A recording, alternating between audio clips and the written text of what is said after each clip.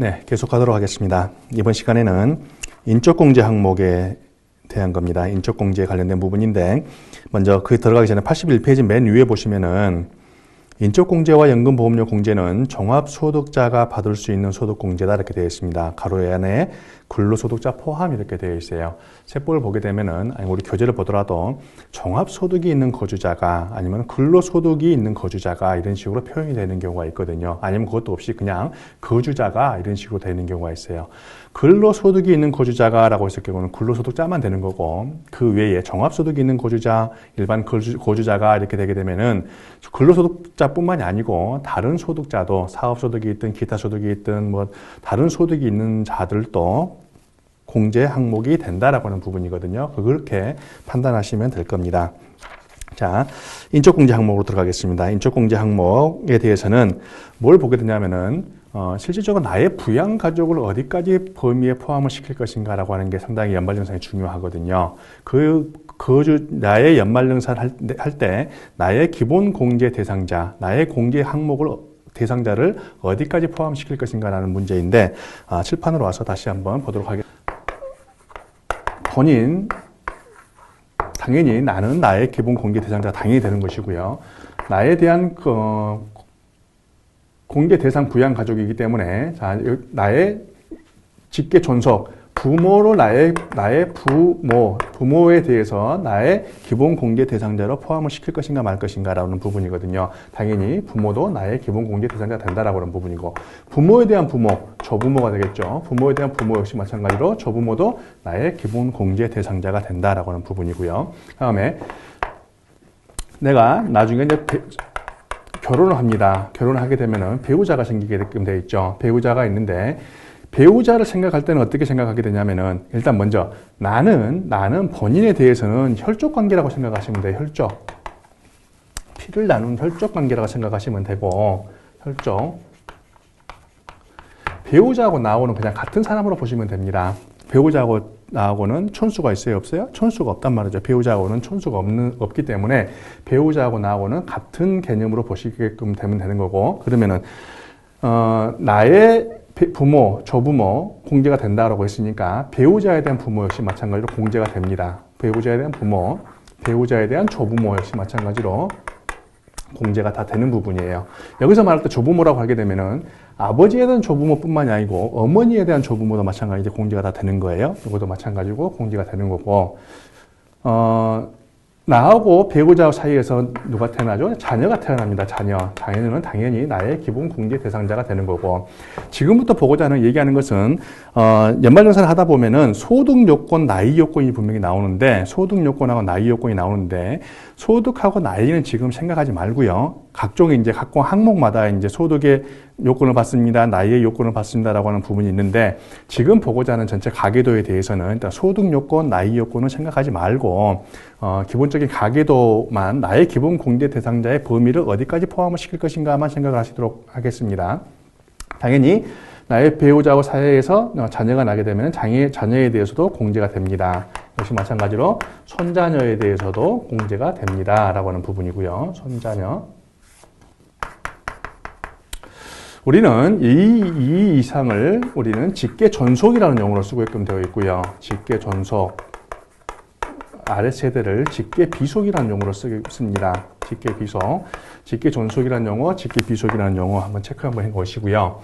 자, 나 배우자 자녀 공제를 받습니다. 또 마찬가지로 본인에 대한 누구까지 형제 자매까지도 공제를 받습니다. 형제 자매 공제 대상이고요. 배우자에 대한 형제 자매 역시 마찬가지로 공제 대상입니다. 라고 하는 거예요. 나이하고 소득 요건을 지금 보지 말자고 그랬어요. 배우자에 대한 형제 자매, 처남, 처제 이걸 나타내는 것이고 나이에 대한 형제 자매, 동생, 누나, 남동생, 여동생 있을 수 있겠죠. 여기에 대한 공제 다 받을 수 있다라고 하는 부분이고요. 전체적인 가계 구도는 이렇게 되는데 이가에 세법에서 지금 뭐라고 되어 있냐면 이 사람들이 이 전체가 다 뭐라고 되어 있냐면 생계를 같이 해야 된다라고 하는 부분이에요. 생계 요건이 들어갑니다. 물론 생계에 대해서는 예외 항목들이 있어요. 뭐 배우자하고 자식에 대해서는 서로 같이 살지 않더라도 생계를 같이 하는 것으로 보겠다라고 하는 부분이 있고, 취업, 뭐 질병, 장기 요양이라든지 이런 부분에서 사업에 대한 형편이라든지 이런 요건 때문에 생계를 같이 못합니다. 거기에 대해서도 생계를 같이 하는 것으로 보겠다라고 하는 요건도 있고, 부모에 대해서는 직계 존속에 대해서 주거 형편상 내가 같이 모시고 살 수 있는 형편이 안 됩니다. 그런다고 할지라도 생계 요건으로 봐가지고 나의 기본 공제 대상자가 될 수 있고, 그러니까 하긴 한데, 원칙에 대한 대원칙은 생계 요건이 들어가는 거예요. 생계 요건, 같이 주민등록상에서 같이 살아야 된다라고 하는 요건인데, 여기에 대해서 이제 각종 생계 요건에 대한 예외 사항들이 나오고 있는 부분이죠. 그건 좀 더 보도록 하고. 자, 일단은 이런 상황이 이제 가장 기본적인 가계 구도가 되는데, 자, 그러다가 어떤 문제가 발생하냐 하게 되면은 배우자하고 나하고는 뭐라고 그랬어요? 촌수가 없다고 그랬어요. 촌수가. 그러다 보니까 배우자하고 나하고 같이 살다가 이혼을 하게 됩니다. 이혼했을 경우에 이 사이에서 자녀는 당연히 나의 직계 비속이기 때문에 공제가 되겠죠. 당연히 공제가 됩니다. 근데 이 배우자가 이혼을 해가지고 이 자녀가 부양을 누가 하게 되냐면은 배우자가 부양을 해요. 배우자가 부양을 하는 내 자녀란 말이죠. 내 자녀인데, 배우자는 공제를 받을 수 있어요, 없어요? 이혼했기 때문에 받지는 못합니다. 배우자는 언제? 12월 31일 현재 법률혼이라는 용어가 나와요. 법률혼. 사실혼 관계도 안 됩니다. 당연히 반드시 법률혼 관계, 호적에 나의 배우자로서 올라와 있는 상태가 돼요. 그래야지만이 12월 31일 현재 법률혼인 배우자가 나의 기본 공제 대상자가 될 수 있는데, 그 이전에 이혼했다? 이혼하게 되면 이혼한 순간 12월 31일 현재 나의 배우자가 아니기 때문에 나의 기본 공제 대상자가 될 수 없어요. 그런데 이 자녀가 배우자가 부양하겠다라고 해가지고 자녀의 양육권을 가져갑니다. 그랬을 경우에 내가 공제를 받을 수 있냐 없냐라고 하는 거죠. 그런다 할지라도 자녀는 나하고 혈족 관계이기 때문에 내가 공제를 받을 수가 있습니다. 설사 단 이제 배우자가 공제를 안 받는다는 조건 하에서, 그죠? 안 받는다는 조건 하에서 이 자녀는 내가 공제를 받을 수 있다라고 하는 부분이고, 근데 내가 혼자서 이혼하고 나서 혼자 살다가 재혼을 할 수도 있겠죠. 이러다가 재혼 배우자라고 용어로 한번 바꿔볼까요? 재혼하는 배우자, 나의 기본 공제 대상자가 될 수 있는가 없는가라는 부분이에요. 재혼한 배우자, 당연히 기본 공제 대상자가 될 수 있습니다. 재혼한 배우자는. 근데 이 재혼한 배우자가 재혼하면서 자녀를 데리고 와요. 이 배우자에 대한 재혼한 배우자의 자녀, 그러니까 실질적인 나의 자녀는 아니죠. 나의 핏줄은 아닌데 이 배우자가 전 배우자 사이에서 자녀를 낳는데 이 자녀를 내가 부양하고 있습니다 라고 하는 부분이거든요. 그죠? 그러면은 당연히 재혼한 배우자에 대해서는 나의 기본 공제 대상자가 될 수 있는데, 이 자녀에 대해서 내가 공제를 받을 수 있냐 없냐라고 하는 부분이 발생합니다. 어떻게 돼요? 역시 마찬가지로 이것도 공제가 됩니다. 이 자녀도 재혼한 배우자가 낳는 그 자녀는 나의 기본 공제 대상자가 된다는 거고, 당연히 재혼한 배우자 사이에서 나오는 자녀는 나의 기본 공제 대상자가 당연히 되겠죠. 이건 당연히 되는 건데, 재혼한 배우자가 전 배우자 사이에서 낳는 자녀는 내가 기본 공제 대상자가 될 수 있다라고 하는 부분이고요. 역시 마찬가지로 재혼한 배우자에 대한 부모, 역시 마찬가지로 공제가 됩니다. 이런 부분인데, 또 살다 보니까 이제 어떤 문제가 더 발생하게 되냐면은, 부모가 같이 사시다가 이제 이혼하는 경우도 있어요. 황혼 이혼을 많이 하잖아요, 요즘에. 근데 황혼 이혼을 했을 경우에 이혼했다고 해서 내 부모가 아니냐? 그건 아니잖아요. 역시 마찬가지로 설사 부모가 이혼했다 할지라도 내가 아버지, 어머니를 내가 기본 공제 대상자로 포함을 시킬 수는 있습니다. 나의 혈족 관계이기 때문에. 그죠? 근데 그렇게 다가 아버지께서 재혼하는 경우도 있어요. 계모, 새어머니. 이 새어머니를 내가 공제를 받을 수 있냐라고 하는 부분이죠. 그죠? 근데 이 새어머니는 공제 받을 수 있다, 없다? 공제 받을 수 있다 그래요. 이 새어머니에 대해서. 또 하나, 만약에 이 새어머니가 재혼을 했는데 혼자 오신 게 아니라 여기 자녀를 데리고 왔어요. 예를 들어서 자녀, 나하고는 무슨 관계예요? 나하고는 형제 관계입니다. 형제 관계인데 이 자녀를 내가 공제를 받을 수 있냐라고 하는 부분이죠. 이건 공제가 안 된다라고 합니다. 그죠? 재혼한 부모가 재혼했을 경우에 그 재혼한 부모에 대한 배우자는 공제가 되지만은 그 재혼한 부모의 자녀는 나의 기본 공제 대상자로 공제를 해주지 않는다라고 하는 부분이고요. 책에 보다 보면은 이런 얘기가 많이 나옵니다. 나의 형제 자매는 공제가 되는데 형제 자매에 대한 배우자는 공제가 안 된다라고 그래요. 그죠? 형제 자매의 배우자. 내 동생, 나의 기본 공제 대상자. 그죠? 그렇게 되는데, 형제 자매에 대한 배우자. 누구예요? 재수 씨, 형수, 이런 분들에 대해서 나의 기본 공제 대상자가 될 수 없다라고 하는 부분이고, 배우자에 대한 형제 자매 공제가 됩니까? 라고 하는 부분이죠. 배우자에 대한 형제 자매, 아까 말씀드렸죠? 처남, 처제 공제된다고 했단 말이죠. 그러니까 배우자에 대한 형제 자매는 공제가 되는데 형제 자매에 대한 배우자는 공제가 되지 않는다라고 하는 부분이에요. 지금 보는 것은 소득에 대한 요건, 나이에 대한 요건을 다 무시하고 전체적인 가계도를 보자고 그랬어요. 이게 이제 나의 기본 공제 대상자를 범위를 어디까지 포함을 시킬 것인가라고 하는 부분이 나와 있는 그런 가계도입니다. 다시 교재를 보셔가지고 인적공제 항목을 보게 되면은 첫 번째 뭐라고 되어 있냐면 기본 공제 대상자 한 명당 어떻게 150만 원씩 하겠습니다라고 했었어요. 그죠? 그 다음에 추가 공제를 별도로 해주겠습니다라고 했었고, 다음 페이지에 다시 구체적으로 한번 보도록 하겠습니다. 83페이지에 보시니까 종합소득이 있는 거주자는 그랬습니다. 무슨 얘기예요? 근로소득만 있는 것이 아니라 종합소득이 있는 자, 근로소득자만 해당이 되는 게 아니라 종합소득이 있는 거주자에 대해서는 인적공제를 다 해주겠다라고 하는 부분이거든요. 한 명당 150만 원씩 공제를 해주겠습니다. 본인에 대해서, 배우자에 대해서, 생계를 같이 하는 부양가족에 대해서 라고 하는 부분이 있고, 중간에 보니까 소득금액을 조금 더 보고요. 공제 대상 해가지고 직계존속 60세 이상이어야 됩니다 라고 하는 부분. 두 번째, 직계비속 동거 입양자 20세 이하입니다. 형제자매 20세 이하이고 60세 이상입니다. 그 밖에 부양가족 수급자라든지 유탁자라든지 입양자라든지 이런 부분들이 나와 있어요. 근데 나이 요건에 대해서는 배우자에 대해서는 나이 요건이 없습니다. 배우자에 대해서는 나이 요건이 없다라고 하는 건 나도 본인도 역시 마찬가지로 나이 요건이 없는데 배우자에 대해서 보니까 20세 이하여야 됩니다. 60세 이상이어야 됩니다라는 요건이 있죠. 이 부분에 대해서 배우자에 대해서는 요건을 두지 않습니다. 않고 그 외에 직계존속, 직계비속, 형제자매에 대해서는 나이 요건을 두겠다는 거예요. 나이 요건을 20세 이하입니다. 직계비속에 한해서는 20세 이하여야 됩니다. 형제자매도 마찬가지로 20세 이하여야 됩니다. 또 직계존속에 있어서는 60세를 이상이어야 됩니다. 60세 이상이어야지만이 나의 기본 공제 대상자가 될 수 있습니다. 형제자매 중에서도 60세 이상인 경우에 나의 기본 공제 대상자가 될 수 있습니다라는 부분이고, 그 위에 다시 보니까 배우자하고 생계를 같이 하는 부양가족 해가지고 소득에 대한 요건이 나옵니다. 소득.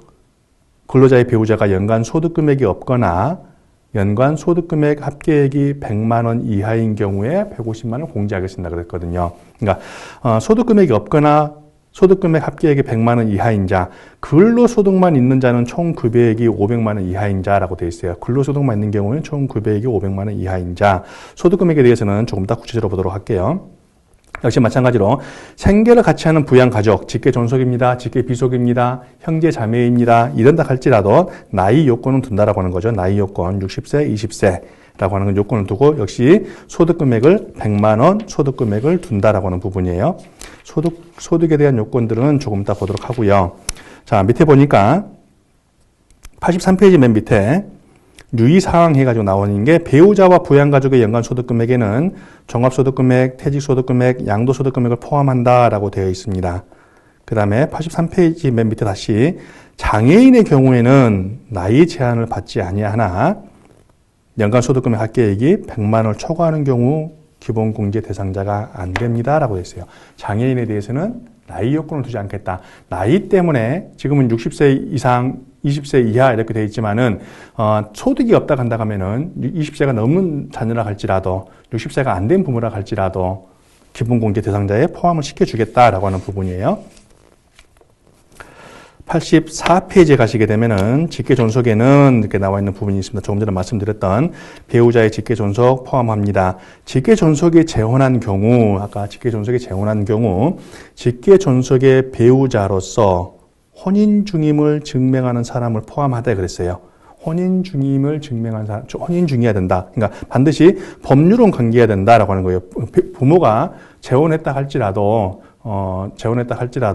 나의 부양 가족으로 재혼한 부모를 나의 부양 가족으로 공제를 받기 위해서는 반드시 법률은 관계해야 된다라는 부분입니다.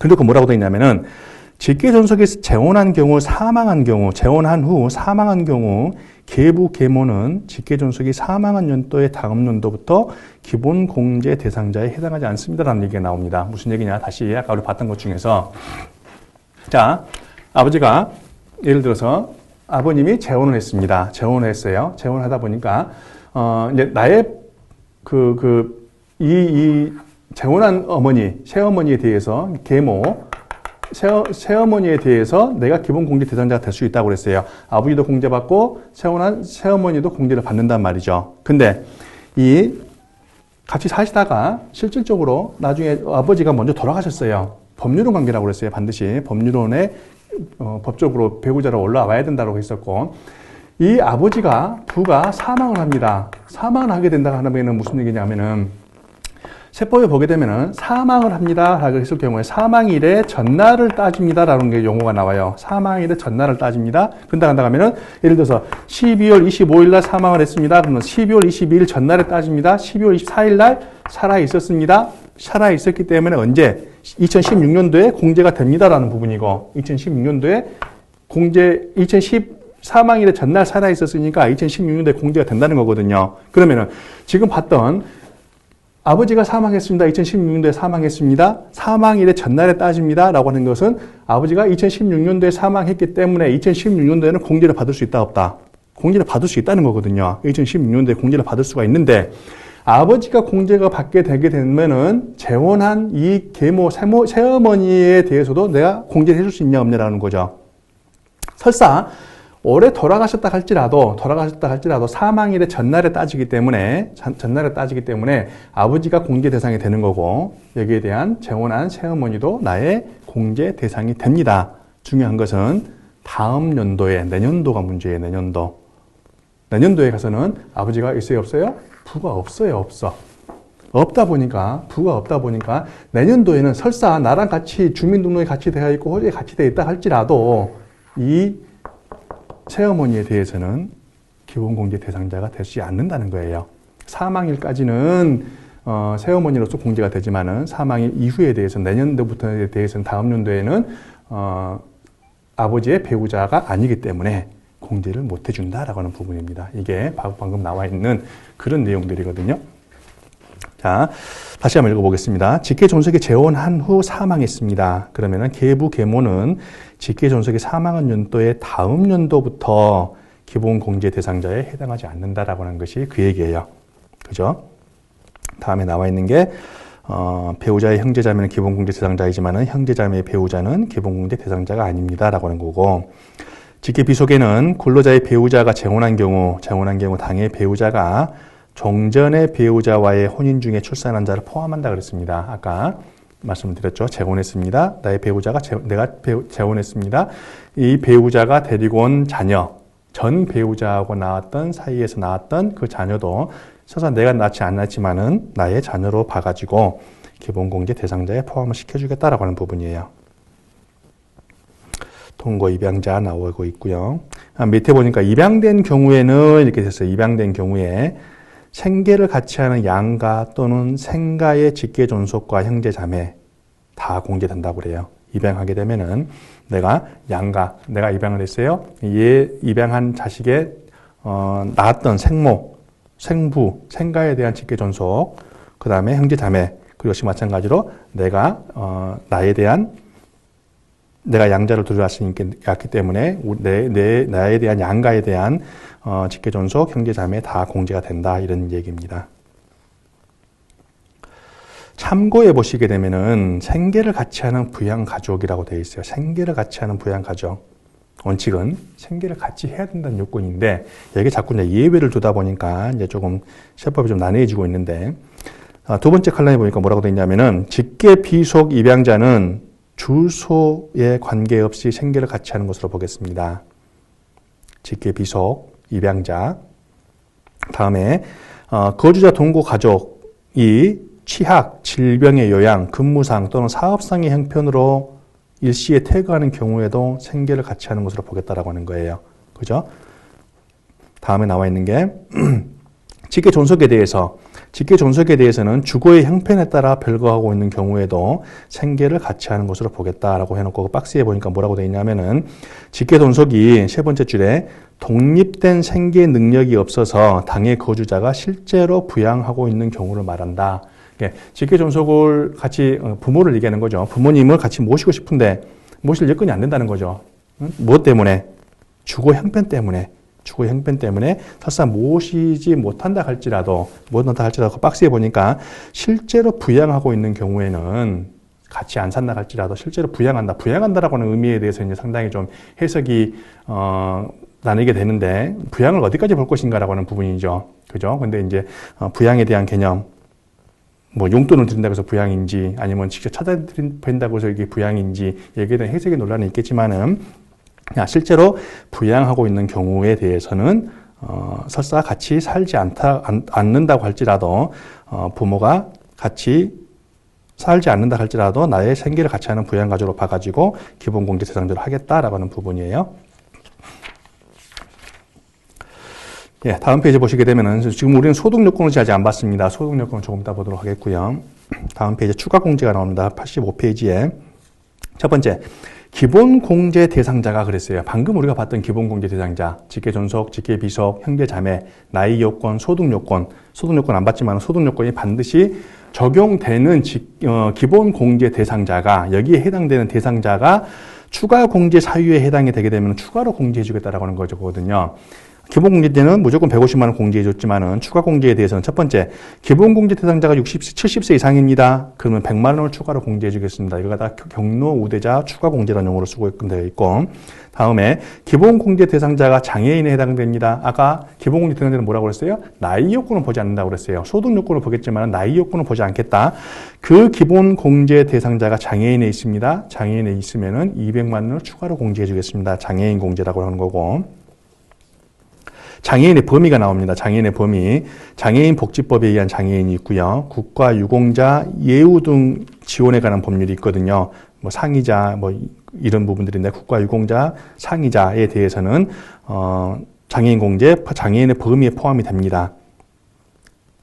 중요한 게 세 번째에 나와 있는 게 상시 치료를 요하는 중증 환자라고 되어 있어요. 상시 치료를 요하는 중증 환자. 대부분 다 난치병, 암 환자, 불치병 이렇게 가지고 있는 분들인데 중요한 것은 이분들이, 맨 위에 보면 장애인 복지법에 의한 장애인, 국가유공자 예우에 관한 장애인 이런 분들은 장애인 복지카드가 있습니다. 다 장애인 복지카드, 장애인 등록증이 있는데 세 번째는 중증 환자들한테 대해서는 장애인 카드가 없어요. 장애인 카드가 없고 병원에서 장애인 증명서를 제출하게끔 되어 있습니다. 병원에 가게 되면은 원무과에 가게 되면은 그 주치의가 서명해주는 장애인 증명서라고 하는 것이 있습니다. 그래서 반드시 그 장애인 증명서를 제출해야지만이 장애인으로서 인정을 받는 거지 그냥 중증 환자라고 해서 그 증명서를 발급하지 않는 상태가 되면은 이건 장애인이 아니니까 이걸로 가지고서 이제 공제를 받으신 분들이 있긴 하더라고요. 근데 그것은 안 되는 거고 반드시 그 주치의가 확인해주는 장애인 증명서가 있습니다. 보통 암 환자 같은 경우는 5년 동안 암 판정을 받고 난 뒤로부터 아니면 수술한 날로부터 5년 동안을 장애 기간으로 주거든요. 암을 얘기할 때 보통 5년 생존율 이런 식으로 많이 얘기를 하잖아요. 근데 이제 5년 기간이 지났는데도 완치가 됐어요. 5년 이내에 완치가 되게 되면 다시 장애인 증명서를 발급받을 수 없습니다. 근데 5년이 지난 상태에서도 완치가 안 되고 그런다 하면은 다시 그 기간을 연장해서 다시 받아야 되거든요. 반드시 병원에서 장애인 증명서를 제출해야 된다라고 하는 부분입니다. 86페이지에 보게 되면은 부녀자 추가 공제라고 하는 것이 있어요. 부녀자 추가 공제. 종합소득 금액이 3천만 원 이하인 거주자가 그렇습니다. 3천만 원 이하인 거주자가 첫 번째 배우자가 있는 여성입니다. 근로자가 무조건 배우자가 있어요. 3천만 원 이하입니다. 그러면은 부녀자 추가 공제 50만 원 해주겠다라고 하는 거고, 두 번째가 뭐라고 되어 있냐면은 배우자가 없는 여성으로서 기본 공제 대상자인 부양 가족이 있는 세대주라고 되어 있습니다. 이게 요건이 좀 어렵죠. 자, 위에 첫 번째 배우자가 있는 여성 당연히 문제가 없는데, 두 번째 배우자가 없어요. 올해 이혼했습니다. 예를 들어서 자녀가 없습니다. 작년까지는 공제를 받았어요. 부녀자 공제. 왜? 배우자가 있다는 이유만으로 공제를 받았는데 올해 이혼을 했습니다. 올해 이혼하게 되면 뭐라고 그랬어요? 12월 31일 현재 법률혼 관계에 있어야지만이 배우자 공제를 받는다고 그랬으니까 이혼하게 되는 순간 어떻게 되는 거예요? 부녀자 공제 못 받는 거예요. 부녀자 공제 못 받고, 단 이제 이혼하면서 내가 자식을 데리고 왔어요. 내가 부양하고 있어요. 한 명 부양하고 있어요. 부양 가족이 있다 그런다 간다 하면 부녀자 공제를 받을 수가 있는 거고. 근데 여기도 마찬가지로 자녀가 아니고 여기서는 기본 공제 대상자인 부양 가족이라고 했거든요. 꼭 자녀만 해당이 되는 것이 아니고 기본 공제 대상자인 부양 가족이 있다. 그런다 간다 하면 내가 공제를 받는데 뒤에 요건이 뭐라고 되어 있어요? 세대주여야 된다는 요건이 있었어요. 세대주. 반드시 12월 31일 현재 세대주여야지만이 공제를 받을 수 있다. 부양 가족이 있어야 된다라고 하는 부분이에요. 배우자가 없는 경우에는. 그 밑에 보니까 한부모 추가 공제가 나옵니다. 한부모 추가 공제. 배우자가 없는 근로자로서, 위에 부녀자 공제는 여성만 되는 거고, 지금 여기서 얘기한 한부모 추가 공제는 근로자, 남성 근로자, 여성 근로자를 다 포함하는 그런 개념이고요. 단 배우자가 없어야 됩니다. 배우자가 없고 기본 공제 대상자인 직계 비속 입양자가 있는 경우에 100만 원을 공제해 주겠습니다라고 하는 부분이에요. 아까 말씀드렸던 것처럼 예를 들어서 이혼했는데 이혼하고서 내가 이제 홀로 얘를 키운다라든지, 이게 이 법이 들어가는 것 중에 하나가 미혼모들에 대해서 좀 지원해주는 그런 차원으로 들어갔었어요. 미혼모, 그 자녀는 있는데 이제 배우자가 없는 사람들 있죠. 이런 분들에 대해서 공제를 해주게끔 되어 있었는데, 이게 남자뿐만이 아니라 여자뿐만이 아니라 남자들까지도 다 같이 포함되는 그런 개념으로 100만 원을 공제를 해준다라고 하는 부분이고요. 다만 그 나와 있는 부분이 여성 근로자가, 그러니까 부녀자 추가 공제 대상자이면서 한부모 추가 공제가 동시에 적용됩니다. 그런다 간다 하면 하나만 받으라라고 하는 건데, 하나만 받으려면 이제 한부모 추가 공제가 당연히 그 100만 원 금액이 높기 때문에 한부모 추가 공제만 적용을 받는다라고 하는 부분이에요. 인적 공제에 대한 판정이 나옵니다. 판정. 공제 대상 배우자, 부양가족, 장애인, 경로 우대에 해당하는지는 12월 31일 현재의 상황에 따른다라고 되어 있어요. 12월 31일 현재의 상황에 따른다. 그래 놓고 과세기간 종료일 전에 사망한 사람, 장애가 치유된 사람에 대해서는 사망일의 전날, 치유일의 전날의 상황에 따른다. 과세 연도에 2016년도에 돌아가셨다. 2016년도에 일단 살아 계셨으니까 나의 기본 공제 대상자가 될 수 있다. 이런 얘기가 나와 있는 부분이에요. 87페이지 가시게 되면은 둘 이상의 거주자에 대한 인적 공제 대상자에 해당하는 경우 이렇게 되어 있습니다. 둘 이상의 거주자. 자, 예를 들어서 기본 공제 대상자는 나의 기본 공제 대상자가 와야 된다는 것은 남의 다른 근로자의 기본 공제 대상자에 포함되면 안 된다는 거예요. 그러니까 한 사람한테서만 공제를 받아라 이런 얘기고, 여기서 나와 있는 부분이 바로 인적 공제 대상자 중에서 중복으로 공제받는 경우에 어떻게 할 것인가라고 하는 부분이고, 첫 시간에 봤던 이런 과다 공제를 받게 되면 어떻게 하겠다는 거예요? 9월 달에 가서 세무서에서 과다 공제 내역을 추가로 안내해 주겠다라고 하는 게 첫 시간에 봤었던 부분이죠. 먼저 볼까요? 87페이지에 거주자의 인적 공제 대상자가 동시에 다른 거주자의 공제 대상 부양 가족에 해당이 되는 경우에는 이렇게 나와 있는데, 한 명의 공제 대상 부양 가족으로 한다라고 했었어요. 한 명의 공제 대상 부양 가족을 한다. 그 다음에 나와 있는 게 둘 이상의 거주자가 공제 대상 가족을 서로 자기의 공제 대상 가족으로 신고한다. 그렇다고 해서 이게 무조건 가는 게 아니라 둘 이상의 거주자가 한 사람을 갖다가 서로 자기 공제를 하겠다는 거죠. 예를 들어서 부모님이 계시는데, 아버님이 계시는데, 형제들끼리 큰아들하고 작은아들하고 둘이서 서로 이제 기본 공제 대상자를 올려놨다는 거죠. 올려놓게 되면 가장 우선이 뭐 하게 되냐면은 서로 협의하면 되는 거예요. 서로 협의해서 한 사람이 기본 공제 대상에서 빼면 아무 문제가 없는데, 그럼에도 불구하고 안 뺀다는 거죠.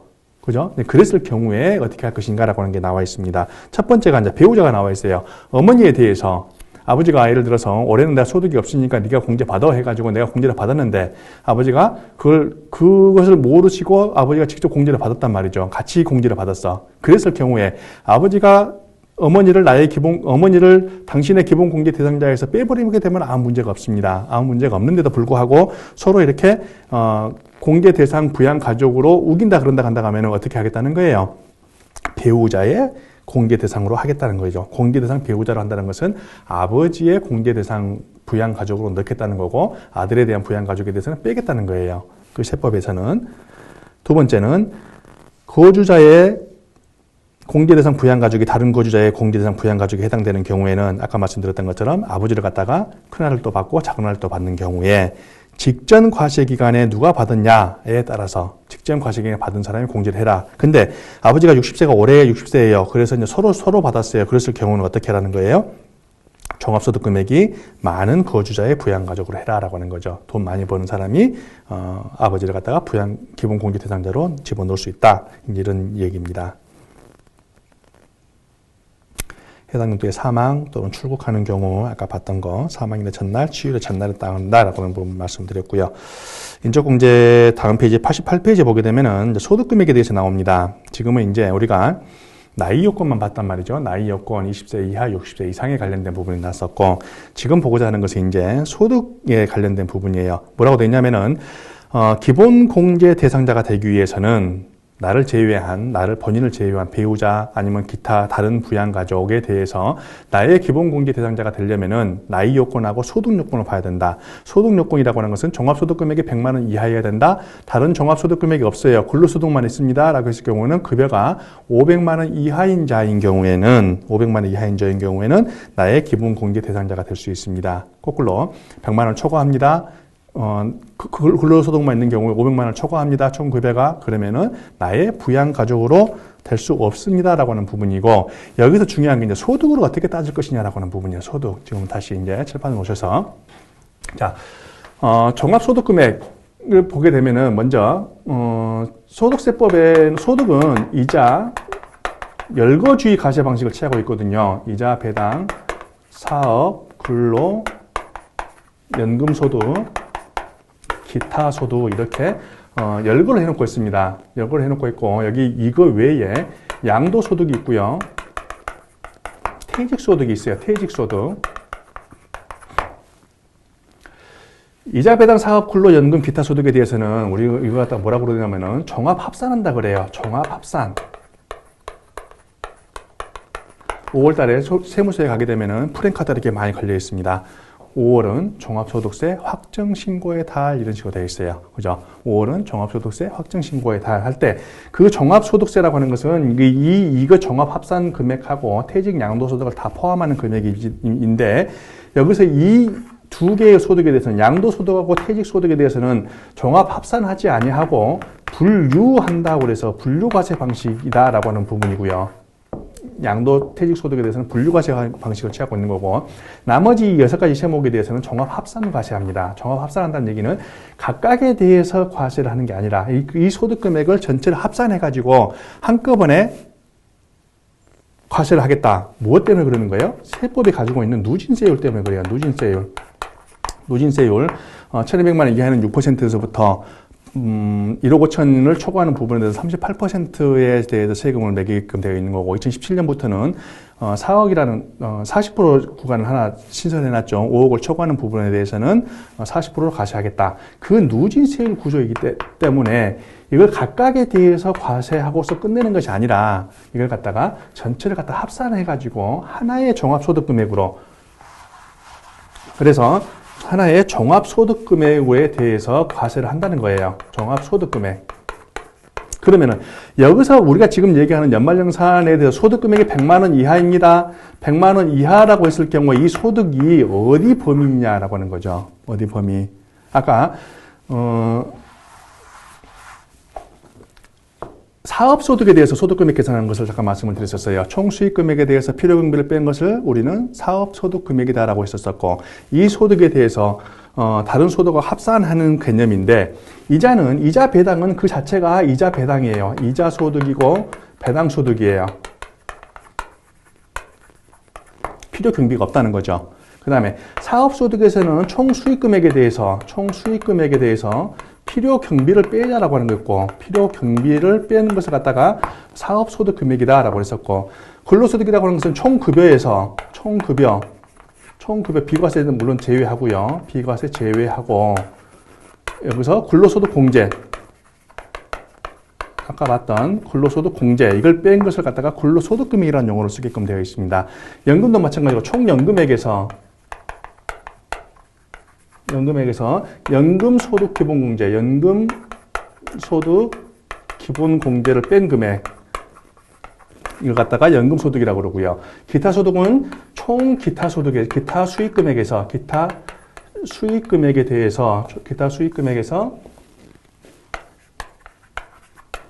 필요 경비를 뺀 것을 갖다가 우리는 기타 소득금액이라는 용어를 씁니다. 소득금액. 지금부터 보고자 하는 건 소득이에요. 소득. 이게 지금 총 수익금액에 대한 개념이 아니고 소득에 대한 개념이거든요. 그 소득을 각각의 이자 소득금액, 사업 소득금액, 근로소득금액, 연금 소득금액, 기타 소득금액을 구하고, 아까 봤던 퇴직 양도소득금액도 구해서 전체 합한 게 뭐라는 거예요? 전체 합한 게 100만 원 이하야 된다는 거예요. 어느 하나의 소득금액에 대해서만 하는 것이 아니라 여기 나와 있는 모든 종합소득금액, 종합 합산되는 소득금액, 퇴직소득금액, 양도소득금액을 다 더해서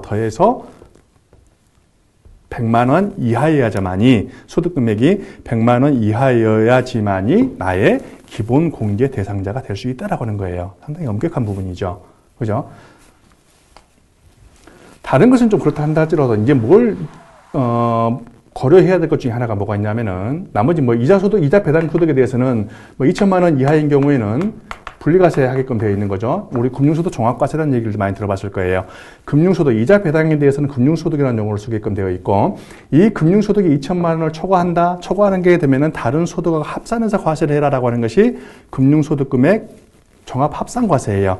2천만 원을 초과하는 순간 2천만 원 그 금액이 이자 배당 소득금액입니다. 그렇기 때문에 초과하는 순간 100만 원을 넘어가 버려요. 100만 원을 초과되기 때문에 나의 기본공제 대상자가 될 수 없는 거고, 사업소득이라고 하는 것은 장부에 의해서, 아니면은 장부를 하지 않는 경우는 추계에 의해서 총수익금액에 대해서 필요경비를 뺀 금액이 100만 원 이하 소득금액을 다 계산해 보면 되는 것이고요. 근로소득은 이런 식으로 근로소득 공제를 하면 되는 거고, 연금도 마찬가지고, 연금은 이제 공적연금하고 사적연금이 있는데, 사적연금에 대해서는 1200만 원 이하인 경우는 분리과세로 끝나버리니까 문제가 안 되는 거고, 공적연금에 대해서도 아까 516만 원 정도가 넘어가게 되면은 100만 원이 넘어가게 되는 거고, 그렇지 않은 경우에는 큰 문제가 분리가 100만 원 이하 금액이 됩니다. 근데 중요한 게 뭐냐면 기타 소득 금액이에요. 기타 소득에 보게 되면은 뭐라고 되어 있냐면은,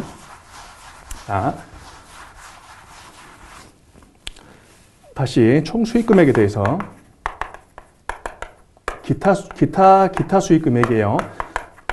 필요 경비를 빼는 것을 갖다가 기타 소득금액이다라고 했었는데, 세법에 보게 되면 뭐라고 되어 있냐면, 이 기타 소득금액이 300만 원 이하인 경우에는 300만 원 이하입니다. 이하인 경우에는 분리과세를 하든 종합합산하든 선택할 수 있습니다라는 용어가 나와요. 선택. 종합합산, 300만 원 당연히 초과되는 부분에 대해서는 당연히 종합합산되는 거고, 그러니까 기타 소득금액이, 지금 우리가 보고자 하는 것은 뭘 보고자 하는 거예요? 나의 부양가족의 소득을 보는 거예요. 나의 부양가족의 소득이, 기타 소득이 있는데 그 기타 소득금액이 300만 원을 초과된다? 당연히 종합소득금액이 합산되니까 종합소득금액이 300만 원이 되는 것이고, 그래서 나의 부양가족 될 수가 없는 부분이고, 그죠? 근데 이제 기타 소득금액이 300만 원 이하인 경우에는 종합합산하든지 아니면 분리과세하든지 선택할 수 있습니다라고 하는 부분이 나오거든요. 선택해라. 선택했을 경우에, 그러니까 분리과세도 끝내버리든지 종합합산해가지고 계산하든지, 종합합산해서 계산하는 경우가 유리한 경우가 있습니다. 다른 소득이 없을 경우에. 자, 구체적으로 보게 되면은 300만 원이라고 했단 말이죠. 300만 원. 이게, 자, 총 이게 300만이 되기 위해서는 이게 1,500만 원 이하가 되고 80% 필요경비를 인정해 주기 때문에 기타 소득 중에서는 80% 필요경비를 인정해 주는 것이 있고 안 해주는 것이 있어요. 거의 다 대부분 80% 필요경비를 인정해 주기 때문에 이 금액이 300만이 나와 있는데 이 300만에 대한 원천징수를 어떻게 해요? 기타 소득에 대한 원천징수는 20%가 원천징수 세율입니다. 기타 소득에 대해서 원천징수가. 근데 이 20% 원천징수 세율인데 종합 합산할래 하지 않을래 라고 하는 부분에 있어서 종합 합산할래 소득세 세율 구조는 6%에서부터 38%까지라고 그랬어요.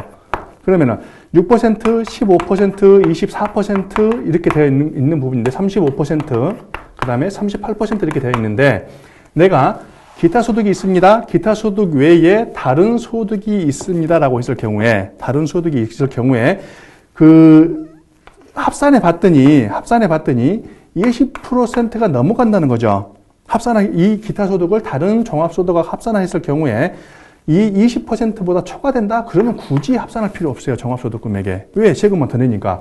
20%로 원천징수해서 분리과세로 끝날 것을 갖다가 합산함으로 인해서 24%가 과세가 된다? 굳이 이거 과세할 필요가 없는 거거든요. 합산할 필요가 없는 거거든요. 그죠? 근데 합산했더니 나는 원천징수를 20%로 원천징수를 해가지고 세금을 납부를 해놨는데 이게 얼마? 예를 들어서 20%면 60만 원 이렇게 되겠죠. 60만 원 해놨는데 원천징수 했는데 합산해 봤더니 실질적으로 300만 원에 다른 소득이 하나도 없어요. 다른 소득이 하나도 없는 경우 300만 원이다 그런다고 하면 1200만 원 이하는 6%란 말이죠. 그러면 종합 합산하는 순간 어떻게 된다는 거예요? 나는 세율을 6%로 과세를 할 수 있다는 거예요. 그럼 얼마만큼? 14%포인트만큼에 대해서 내가 이익을 볼 수 있다는 거죠. 다른 소득이 없다고 가정하게 되면은. 그죠? 그러니까, 원천징수 세율이 20%인데, 종합 합산해봤더니 세율이 20%보다 더 이하이다. 이하인 경우는 어떻게 하라는 거예요? 적극적으로 합산하게 되면은, 합산한다? 다른 종합소득 금액하고 합산하게 되면 분명히 유리하다는 거예요. 유리해. 근데 지금 우리가 보고자 하는 건 연말정산 중에서 뭘 보고자 하는 거예요? 나의 부양가족에 대한 소득금액 100만 원을 보는 거란 말이죠. 분리과세로 끝나버리게 되면은 종합소득금액 합산된 금액이 있습니까? 없습니까? 없단 말이죠. 없기 때문에 종합소득금액 합산 금액이 소득금액이 하나도 없는 거예요. 분리과세로 끝나버리면은. 근데 나는 합산해가지고 실질적으로 소득세 세율이 6%에 해당이 된다 그런다 하면 적극적으로 합산하겠죠. 합산하게 되면은 합산하는 순간 뭐라는 거예요? 나의 소득금액은 300만 원이라는 거예요. 300만 원. 분리과세로 끝나버리면 제로인데 합산하는 순간 300만 원에 해당이 되기 때문에 나의 부양가족으로 해당이 될 수가 없다는 겁니다. 그죠? 그러니까 기타 소득에 대해서 나의 부양가족이 분리과세로 끝내는지 아니면 종합 합산하는지 반드시 체크를 한번 해보셔야 되는 거고, 다시 지금은 이건 종합 합산의 소득에 대해서 얘기하는 거고, 지금 보고자 하는 것은 양도소득이에요. 양도소득에 대해서도 100만 원에 대한 요건을 반드시 찾아봐야 됩니다. 확인해 봐야 됩니다. 자, 양도소득의 계산 구조는 어떻게 되어 있냐면은 양도가액에서 뭘 빼게끔 되어 있냐면 취득가액을 빼게끔 되어 있어요. 취득가액을 빼고 그 다음에 필요 경비를 빼게끔 되어 있습니다. 이게 바로 우리가 이걸 양도 차익이라는 말을 쓰고 있어요. 양도 차익. 아까는 다른 소득에 대해서는 다른 소득은 수익금액에서 필요경비를 뺀 것을 갖다가 거기에 대한 소득이라고 했단 말이죠. 사업소득이면 사업소득, 기타소득이면 기타소득금액 이렇게 됐었는데 양도소득은 계산 구조가 여기까지가 양도차익이라는 용어를 쓰고 있고 여기서부터 장기보유공제라고 하는 것이 있어요. 장기보유 특별공제. 이걸 뺀 것을 뭐라고 하냐면 양도소득금액이다 그래요.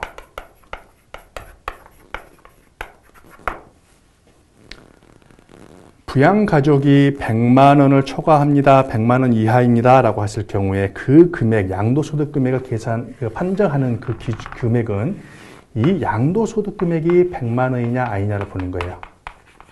그죠? 이 양도소득 금액이 100만 원 이하이다? 그러면 나의 부양가족으로 될 수가 있는 거고, 이 양도소득 금액이 100만 원 초과합니다? 나의 부양가족이 될 수 없다는 거예요. 그죠? 근데 중요한 건 뭐냐 하면은 양도소득 금액에서 양도소득 기본공제라고 하는 것이 있습니다. 기본공제. 얼마? 1년에 250만 원을 공제해 주는 것이 있어요. 그래 놓고 나서 나중에 가세표준 계산하거든요. 가세표준. 예를 들어서 아버지가 집을 팔았습니다. 일시들도 비과세가 아니고 집을 팔았는데 세금이 아버지 세금 얼마 냈어요? 그때 세금이 하나도 안 냈다라고 해요. 제로에 세금 하나도 안 냈어요. 그러면은 세금을 하나도 안 냈다고 해서 나의 기본공제 대상자로 아버지를 나의 기본공제 대상자로 편입시킬 수 있냐라는 문제가 발생합니다. 그렇지 않다는 거예요. 이걸 보자는 거죠. 250만 원을 기본적으로 공제를 해주게끔 되어 있어요. 양도소득에. 예를 들어서 양도소득 금액이 300만 원이에요. 이게 300만 원이에요. 300만 원, 250만 원 뺀, 그죠? 50만 원에 대해서 세금을 납부할 거란 말이죠. 50만 원에 대한 6%. 5, 6, 30. 3만 원. 이런 경우는 세금이 나오지만은 전혀 아예 그냥 이게 양도소득 금액이 200만 원이라고 가정을 해볼까요? 양도소득 금액이 200만 원입니다. 얼마로 공제해줘요? 250만 원 공제해줘요. 마이너스 50만 원이겠죠. 세금 납부하는 게 있어요? 세금 납부하는 거 없어요. 세금 납부하는 것이 없다고 할지라도 아버지의 양도소득 금액은 얼마라는 거예요? 200만 원이라는 거죠. 200만 원. 그렇기 때문에 기본 공제가 안 된다는 겁니다. 그죠? 물론 여기에 대해서 뭐 또 일시대주택 비과세라든지 뭐 농지에 대한 감면이라든지 이런 부분도 있긴 한데 이런 부분까지는 설명하기엔 좀 시간이 좀 많이 걸릴 것 같고요. 하여튼 양도소득 금액에 대해서 일시대주택 나온 김에 볼까요? 그러면은 자, 집을 하나 팔았습니다. 1세대 1주택입니다. 1세대 1주택에 대해서는 비과세 규정이라고 하는 것이 있어요. 비과세 규정.